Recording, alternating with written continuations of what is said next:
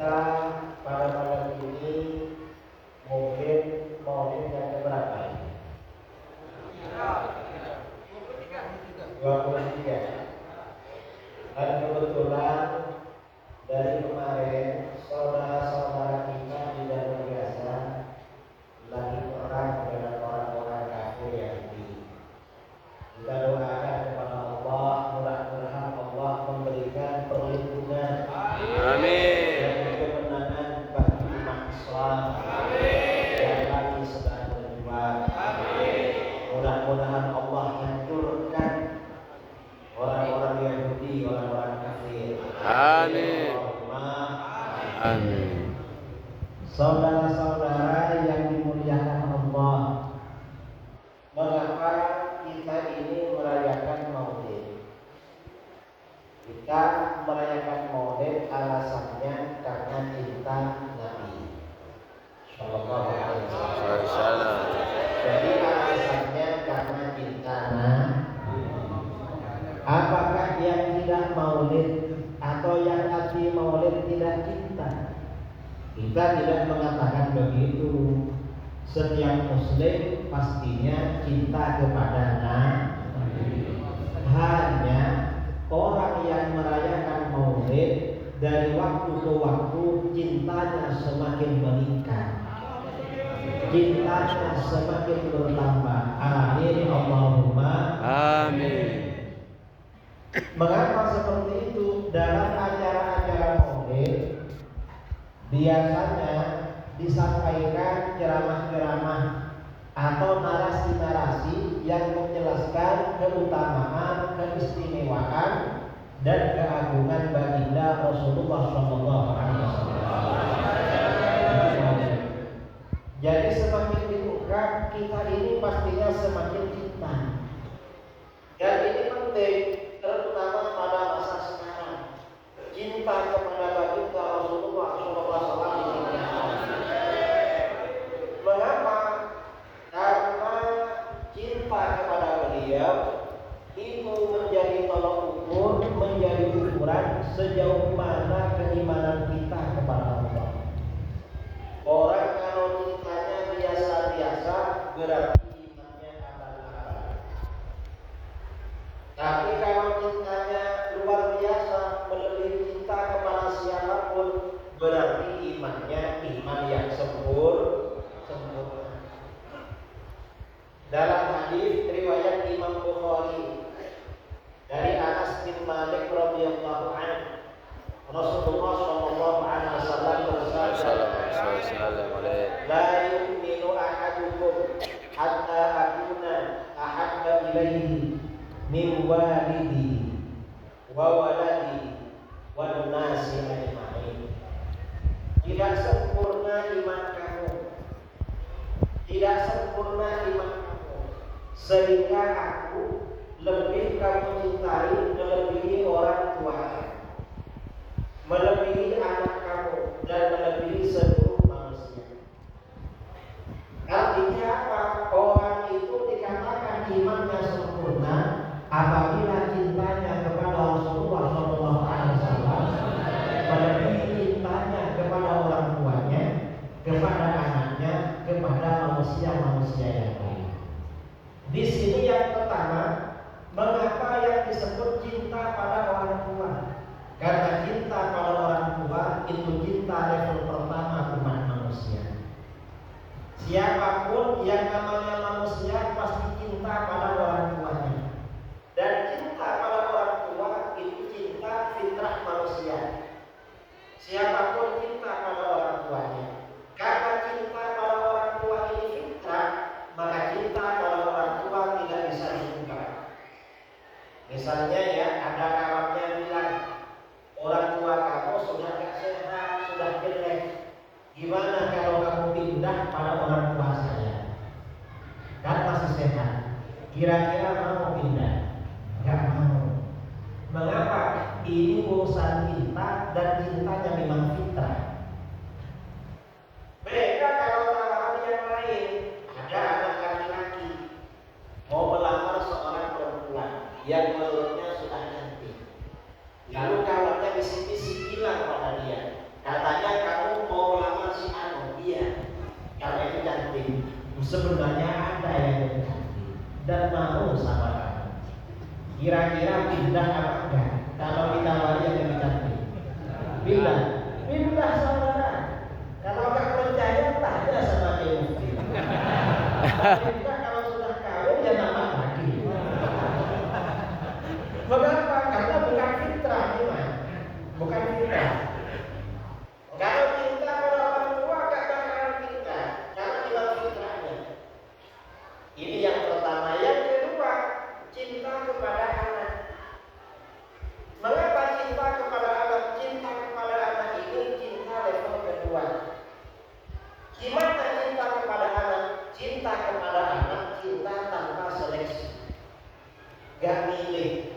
Seorang suami istri ketika awal-awal menikah mendambakan istrinya segera hamil. Akhirnya hamil. Setelah hamil, pasti suami istri ini mendambakan anaknya lahir sempurna, ganteng dan cantik. Inginnya begitu. Akhirnya bagaimana? Untuk orang-orang awam biasanya dari info. Gimana caranya agar anak ini ganteng atau cantik? Dengar-dengar dari kawannya, kalau anaknya ingin ganteng atau cantik, ibunya yang hamil sering-sering melihat gambarnya orang ganteng atau orang cantik. Nah, untuk orang-orang yang tidak ahli datang ke acara maulid, suaminya besoknya langsung pergi ke pasar.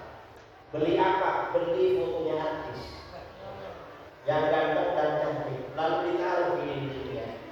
Dia bilang sama suaminya, kamu sama istrinya dia akan bilang, kamu diam-diam sering pandang ya foto ganteng, biar anaknya ganteng atau cantik. Ini yang jauh dari majelis dan ikut maulid. Tapi bagi orang-orang yang senang ke majelis, senang ke maulid, suaminya akan mencari foto ulama, foto habaib, atau fotonya uni, fotonya ustazah, nanti ditaruh di dinding rumahnya. Istrinya suruh sering-sering menatap foto itu. Dikiranya wajahnya anak itu hasil fotokopi, padahal kan bukan. Setelah lahir ternyata anaknya biasa-biasa, tidak seperti yang diharapkan. Kira-kira orang tuanya cinta apa enggak? Cinta saudara. Ini namanya cinta tanpa seleksi. Dan dari cintanya orang tua pada anak, anaknya bangun tidur belum mandi diciumnya, dan dia akan bilang apa? Kok gak bau ya? Padahal bangun tidur. Padahal sebenarnya yang bau cuma karena cinta. Coba kalau selain anaknya, kira-kira bangun tidur mau mencium? Ya gak mau. Dan cinta pada anak itu tidak akan berubah, gak akan berubah. Itu cinta pada anak. Orang tua pergi keluar kota, lihat anaknya orang lain, akan ingat anaknya sendiri. Tapi kalau di luar kota, ayahnya melihat perempuan cantik, kira-kira ingat sama istrinya. Gak ingat saudara. Mengapa? Ya karena memang levelnya di bawah anak memang. Istri itu di bawah anak. Manusia-manusia yang lain selain orang tua dan anak ini memang cintanya level ketiga. Beda memang. Nah ternyata cinta kepada Rasulullah SAW ini harus lebih cinta kepada orang tua, kepada anak dan kepada siapapun. Kepada siapapun itu saudara, siapa saja. Itu cinta kepada Rasulullah SAW. Mengapa? Agar iman kita menjadi iman yang sempurna. Nah, mengapa kita diwajibkan cinta kepada Rasulullah SAW? Cinta kepada Rasulullah ini bukan cinta tanpa alasan. Pokoknya kamu harus cinta, padahal gak ada apa-apa. Gak begitu. Tapi bagaimana? Cinta kepada Rasulullah SAW memang ini sesuatu yang luar biasa. Gimana? kalau seseorang itu mendalami keistimewaan, keutamaan, keagungan baginda Rasulullah SAW, maka seseorang itu akan menyadari, akan tahu bahwa Rasulullah itu lebih berhak untuk dicintai daripada siapa.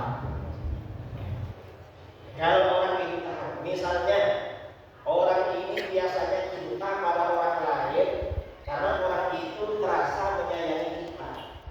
Contohnya orang yang suka memberi sama kita. Biasanya kita akan suka kan? Biasanya suka. Ini sebentar lagi tahun 2024 akan ada orang-orang yang gak pernah memberi sesuatu, tiba-tiba mau ngasih uang, ngasih amplop, betul? Mengapa mau ngasih? Ingin dicintai. Inginnya dicintai. Walaupun gak betul, gak boleh ya, karena itu barang haram. Ingin dicintai.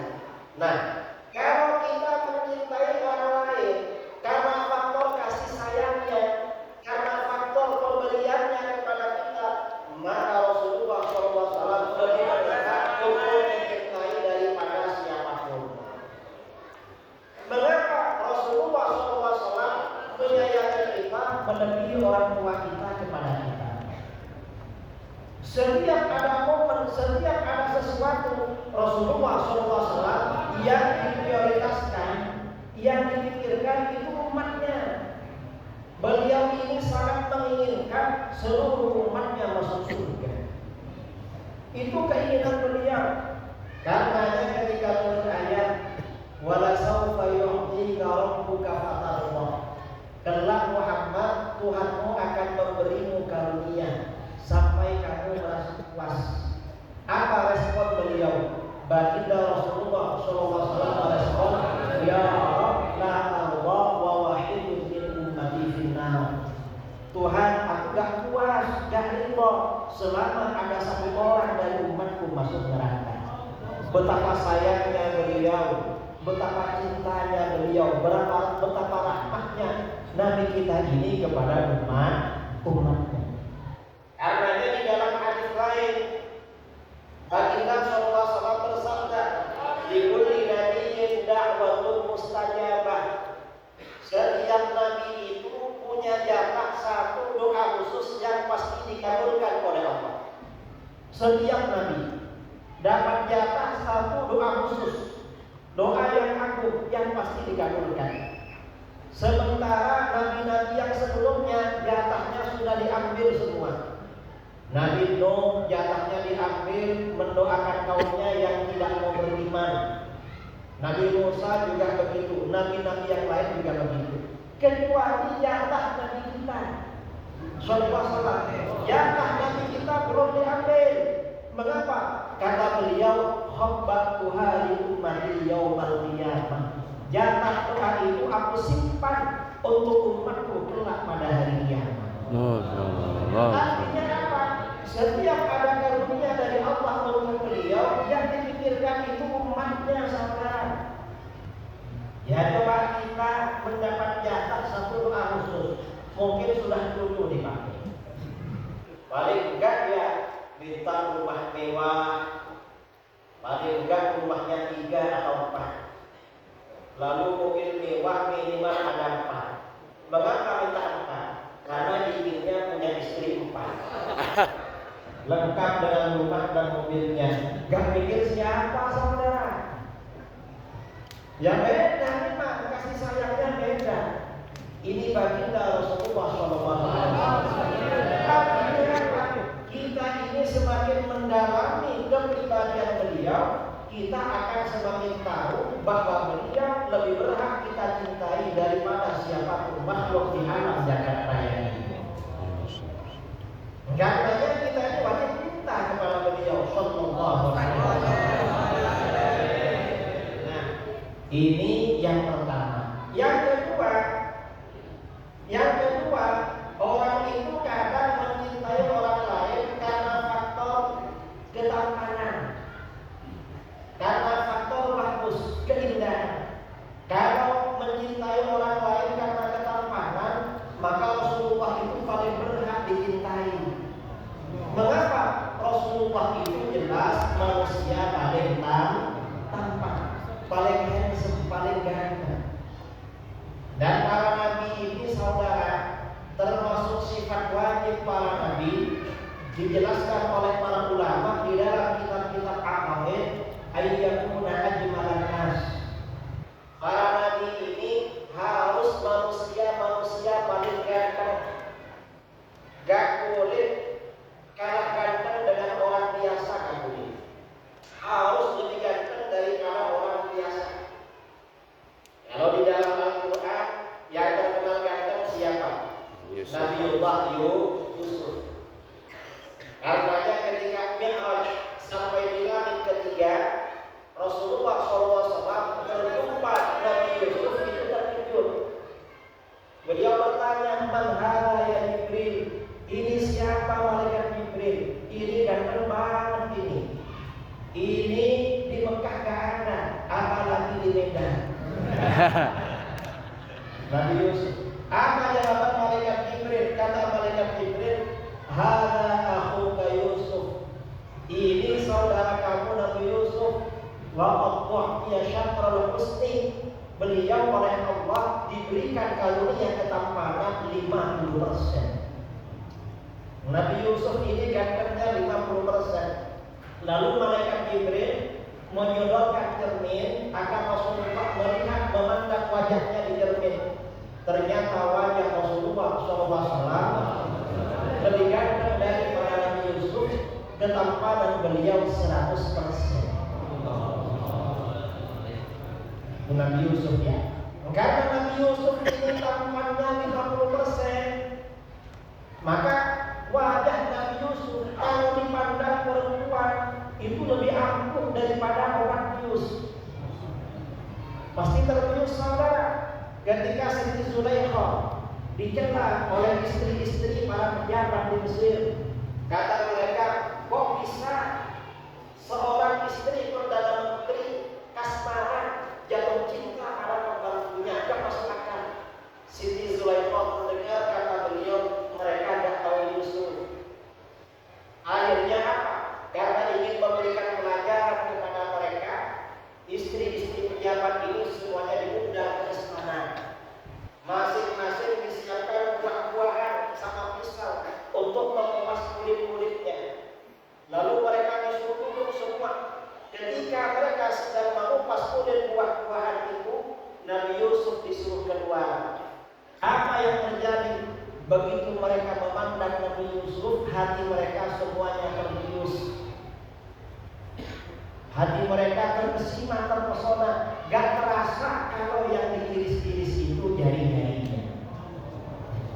Wajahnya Nabi Yusuf benar-benar membius hati mereka. Kalau nabi-nabi yang lain ini di bawah Nabi Yusuf. Kita orang Indonesia ini di bawahnya Nabi. Karena ada yang di atas kita itu ada.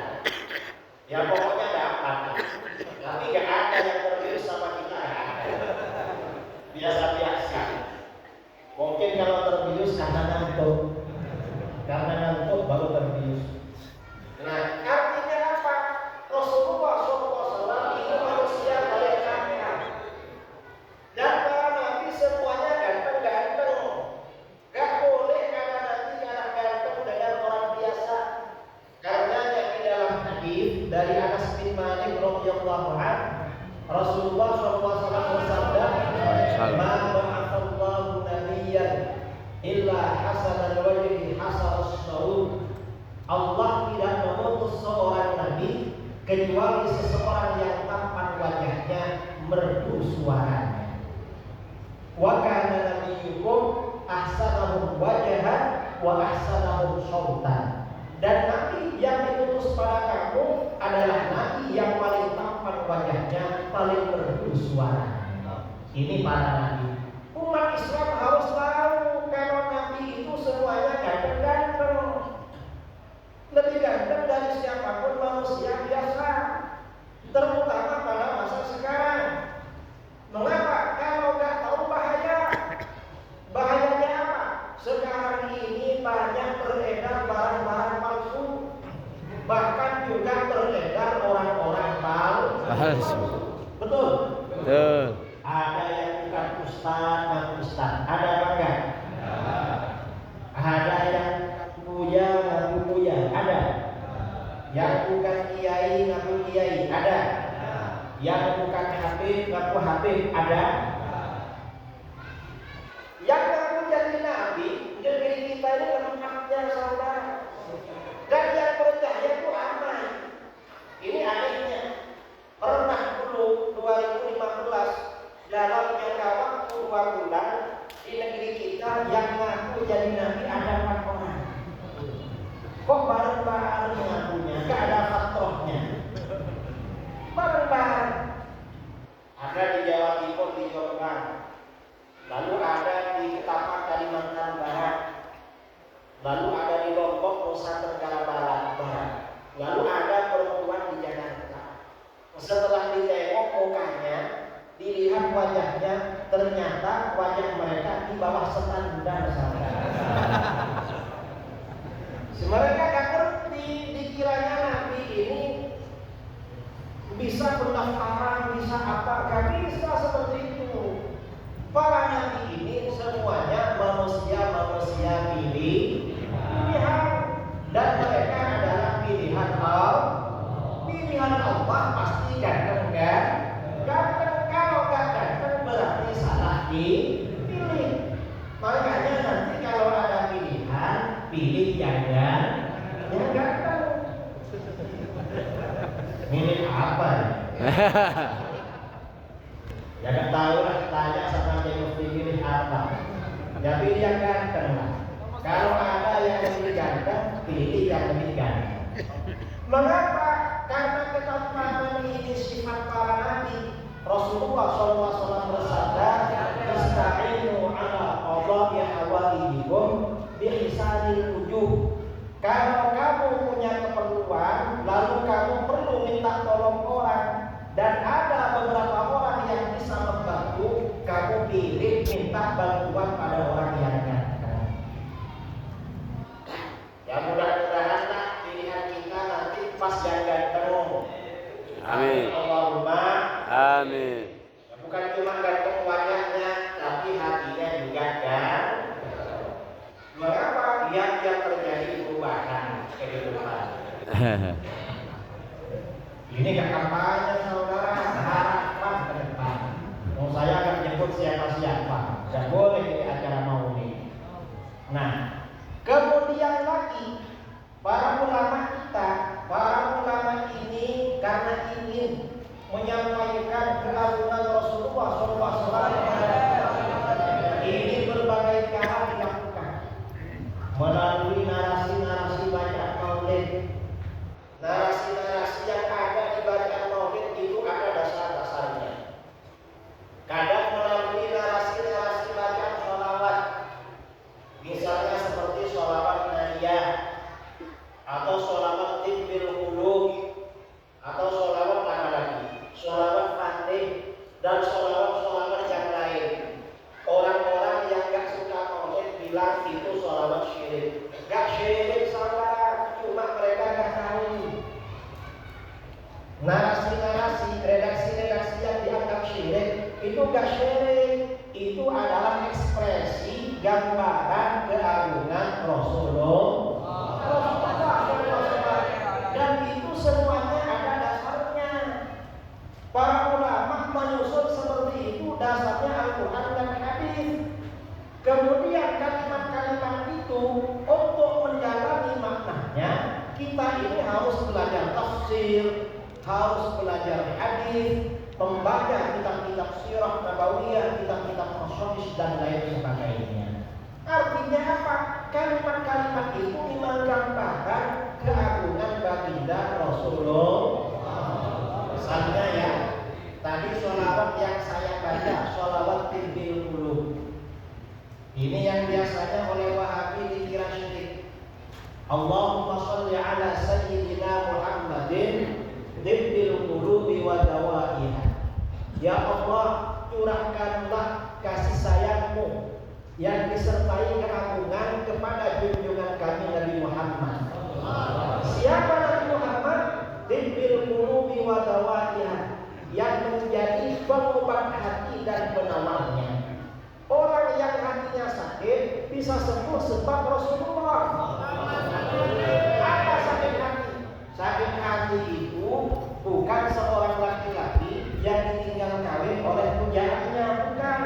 Itu namanya patah hati. Patah hati namanya. Sakit hati itu kata para ulama ada dua level. Pertama, orang yang hatinya menyimpan kufur atau nifak munafik. Orang yang hatinya kufur atau munafik itu berarti hatinya sakit. Ini level pertama. Yang kedua, orang yang hatinya sangat menginginkan melakukan maksiat. Itu berarti hatinya sakit, perlu diobati. Rasulullah ini memang dokter yang paling hebat di dalam masalah ini. Orang yang kufur bisa berubah. Ini salah satu contoh ya, salah satu contoh. Pada waktu penaklukan kota Mekah.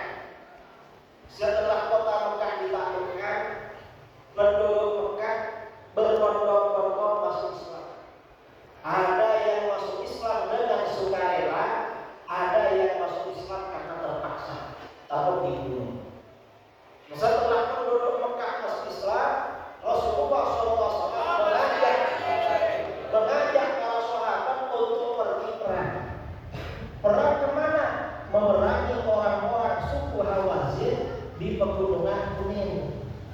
Akhirnya apa? Karena umat Islam semakin banyak, sahabat tentara yang mengikuti Rasulullah waktu itu jumlahnya 12.000 pasukan. Ada seorang sahabat penduduk Mekah namanya Syaibah al-Aqdari. Dia Islamnya terpaksa. Oleh Rasulullah diajak perang. Syaibah, kamu ikut saya, nemani saya. Syaibah ini ada di samping Rasulullah SAW. Setelah Rasulullah bersama para sahabat memasuki lembah Kuning, ternyata orang-orang Hawazin ini menyiapkan perangkap-perangkap jebakan-jebakan yang mematikan. Mereka memasang para pemanah di atas gunung. Begitu para sahabat masuk ke lembah, dipanah dari atas, ribuan panah turun ke bawah. Ribuan panah menyentuh kaum muslimin. Umat Islam waktu itu panik. Dari paniknya mereka semuanya lari tunggang-langgang. Yang tidak lari cuma 3 orang. Siapa? Yang pertama Rasulullah tidak lari. Yang kedua pamannya Sayyidina Abbas bin Abdul Muttalib tidak lari. Yang ketiga Syaibah.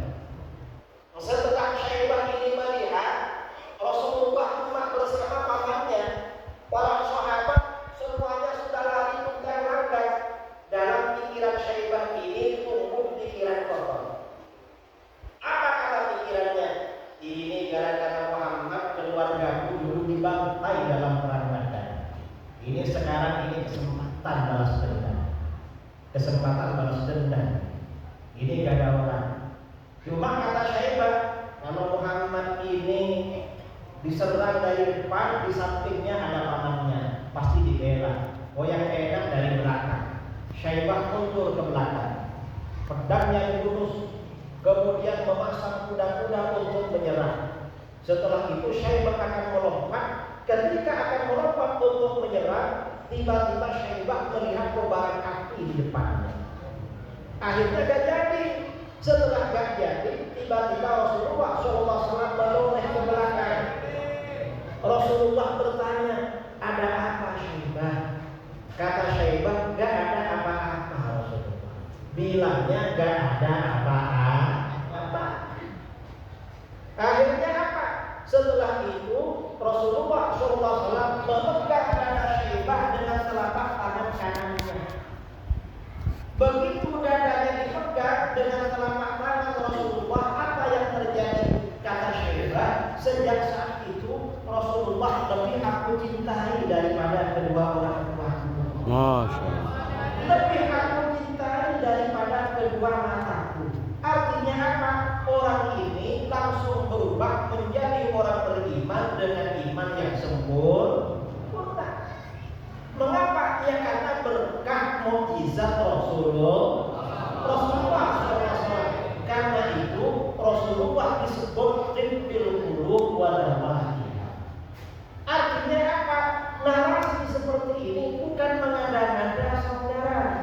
bukan dulu berlebih-lebihan, bukan, tetapi ini fakta, data dan kenyataan yang ada.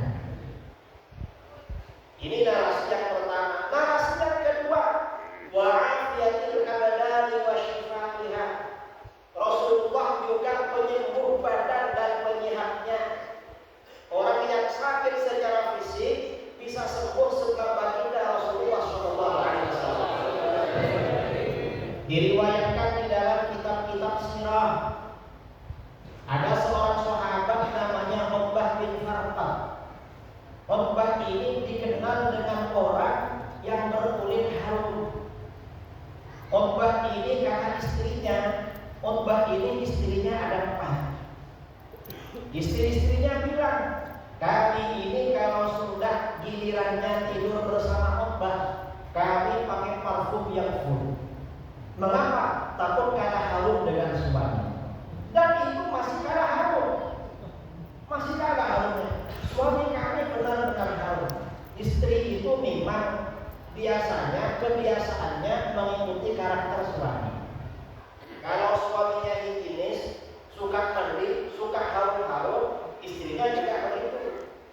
Tapi kalau suaminya jarang mandi, jarang gosok gigi, rokokan lah, istrinya biasanya santai.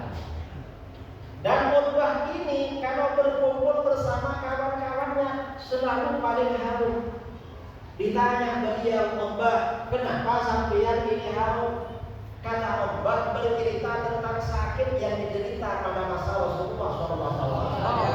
Asaba bisyarafi ahdin Nabi SAW. Saya ini pernah kena biduran pada masa Nabi. Biduran itu gatal-gatal alergi.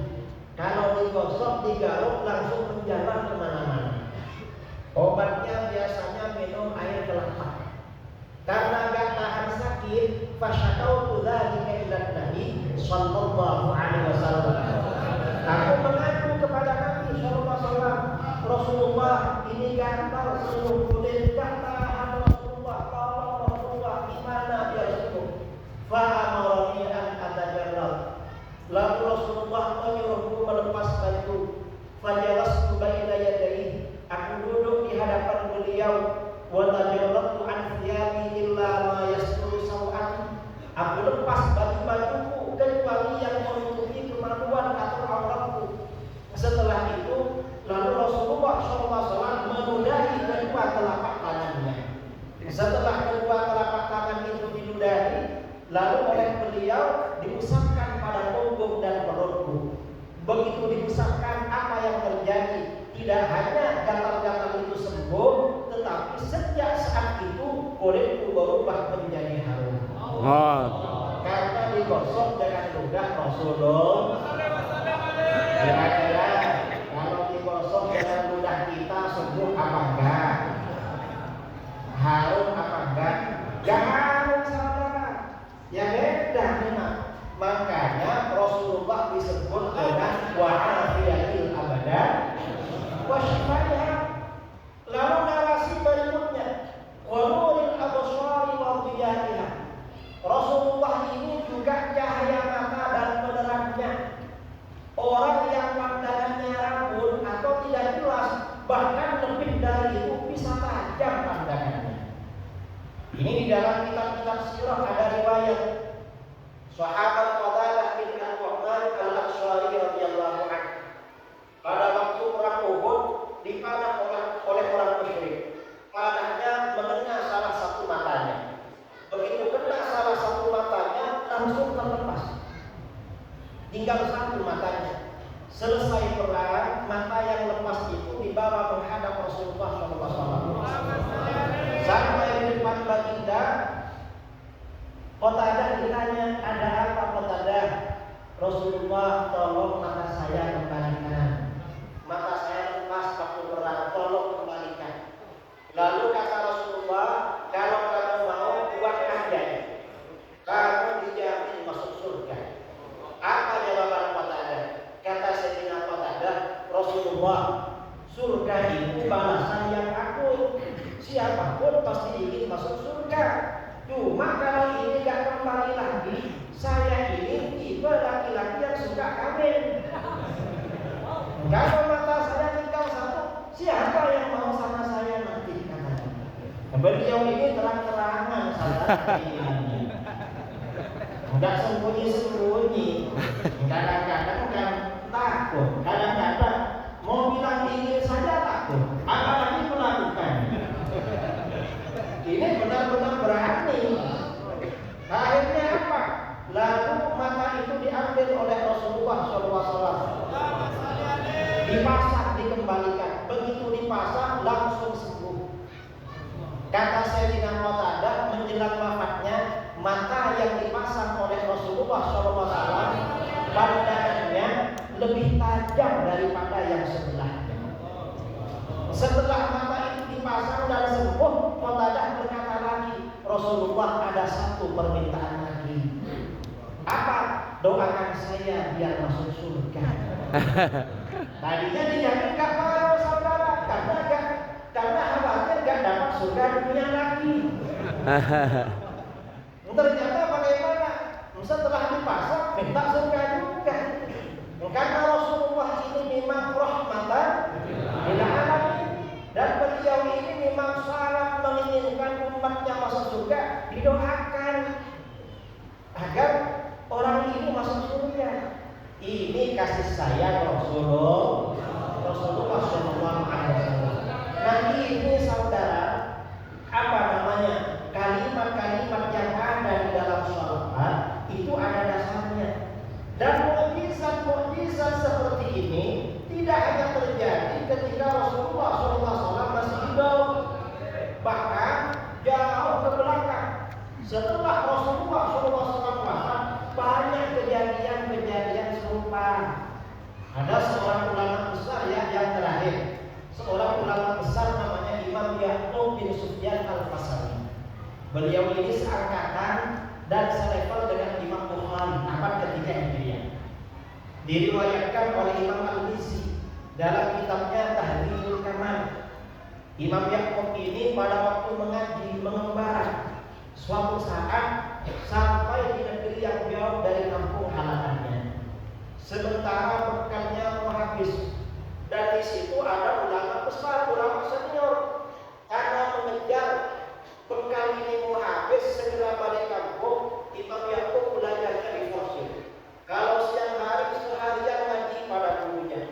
Kalau malam hari gak tidur, setelah subuh mencatat hadis-hadis yang dipelajari selama sehari. Berhari-hari gak tidur. Setelah dapat beberapa hari, tiba-tiba kedua matanya mengeluarkan air mata. Setelah air mata mengalir, tiba-tiba pandangannya hilang, pandangannya gelap. Beliau berubah menjadi orang buta. Setelah buta, apa yang terjadi? Beliau hatinya gundah gulana, pikirannya galau. Karena galau, risau, gelisah, gundah gulana, menangis beliau. Di tengah-tengah menangis itu, akhirnya mungkin karena kecapean beliau tertidur. Begitu tidur, beliau bermimpi didatangi baginda Rasulullah SAW.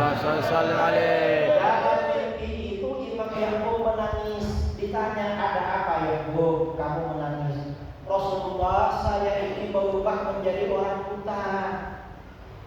Kampung halaman saya jauh, bekal mau habis, gak bisa pulang ini. Yang lebih sedih lagi, kalau saya ini buta, saya gak bisa menulis dan tidak bisa menyebarkan hadis-hadismu. Tolong Rasulullah, gimana biar saya tidak buta?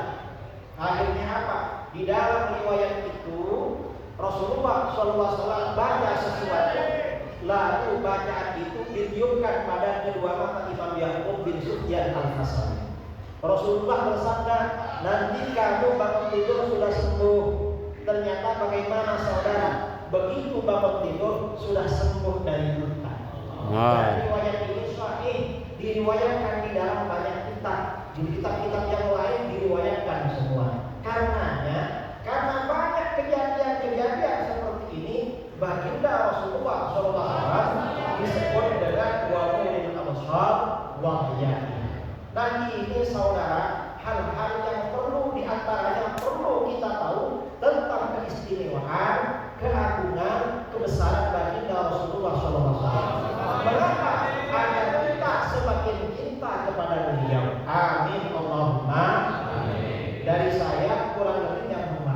wal 'afwu minkum. Assalamualaikum warahmatullahi wabarakatuh.